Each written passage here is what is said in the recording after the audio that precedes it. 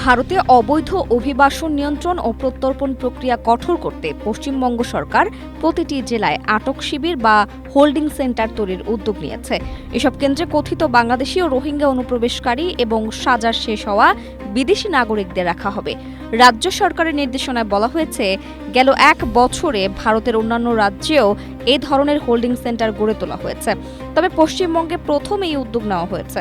সম্প্রতি পশ্চিমবঙ্গের রাজ্য পুলিশের কাছে পাঠানো এক সরকারি নোটে বলা হয়েছে, গেল বছর কেন্দ্রীয় স্বরাষ্ট্র মন্ত্রণালয় বেআইনিভাবে দেশে বসবাসরত বাংলাদেশি ও রোহিঙ্গাদের প্রত্যর্পণ পদ্ধতি সম্পর্কে যে নির্দেশ দিয়েছিল, সেই পদ্ধতি মেনে প্রতিটা জেলায় আটক হওয়া বিদেশিদের জন্য হোল্ডিং সেন্টার করতে হবে।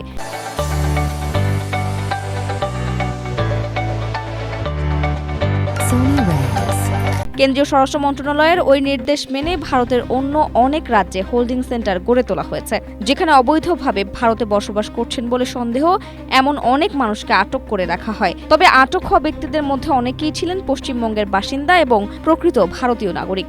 এদের একটি বড় অংশই ছিলেন পশ্চিমবঙ্গ থেকে ওইসব রাজ্যে কাজ করতে যাওয়া বাংলাভাষী মুসলমান পরিযায়ী শ্রমিক।